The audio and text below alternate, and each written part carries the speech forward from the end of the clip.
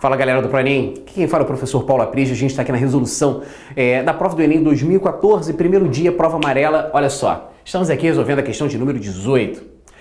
Ao deflagrar-se a crise mundial de 29, a situação da economia cafeeira se apresentava como se segue.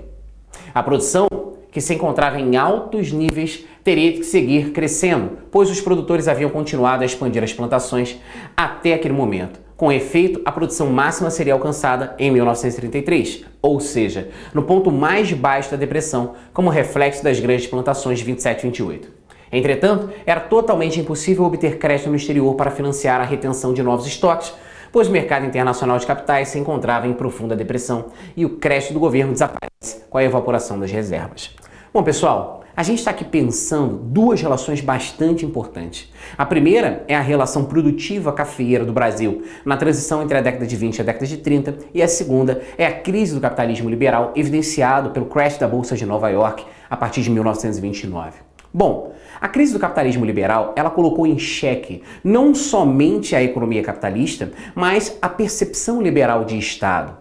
Aquele Estado mínimo não interventor, aquele Estado, segundo as ações sociais, não são uma preocupação do seu conjunto de intervenções, ou seja, as questões sociais como saúde, habitação, transporte, educação, não são preocupações desse Estado liberal. Esse conjunto de características leva à crise dessa formulação política. O que se segue no horizonte capitalista como um todo é uma reformulação de Estado em direção ao chamado welfare state, o estado de bem-estar social, que é preconizado pelo pensamento keynesiano.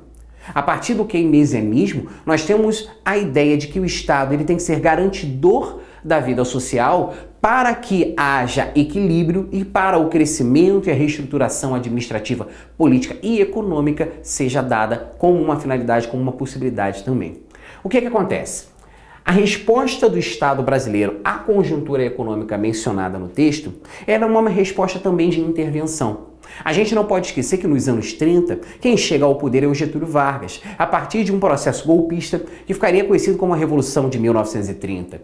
O governo de Vargas ele se difere do governo de seus antecessores, como Washington Luiz, Arthur Bernardes e companhia, porque ele vai apresentar uma postura muito mais controladora, muito mais intervencionista, muito mais dirigista em termos econômicos. Não é à toa que consideramos esse momento um momento em que o Estado assume uma postura de dirigismo econômico.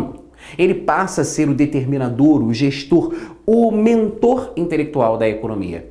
Como é que a gente pode perceber isso nas alternativas? Vamos procurar? Na letra A, fala da atração de empresas estrangeiras. Na letra B, na reformulação do sistema fundiário. Na letra C, no incremento da mão de obra imigrante. Na letra D, no desenvolvimento de uma política industrial. E na letra E, no financiamento de pequenos produtores agrícolas ou de pequenos agricultores. A gente percebe que o gabarito é a letra D, o desenvolvimento de uma política industrial, ao lembrar que, para além dessa maior intervenção na economia, durante o governo Vargas nós também temos o início do processo de industrialização brasileira, sobretudo, na sua última fase, de 1937 a 1945, que nós chamamos de Estado Novo. É nesse momento que a gente vai ter a fundação de uma das mais importantes indústrias para o desenvolvimento industrial no Brasil, que foi a Companhia Siderúrgica Nacional, a CSN, que foi construída graças à parte do financiamento oferecido por bancos norte-americanos, que estavam aí numa política de aproximação com países, com estados latino-americanos, graças à política da boa vizinhança do presidente norte-americano Franklin Delano Roosevelt, que vai chegar ao poder justamente em 1932 como uma resposta de superação à crise. Bom, pessoal, a gente fica aqui. Um forte abraço e não se esqueça, não vá se perder por aí.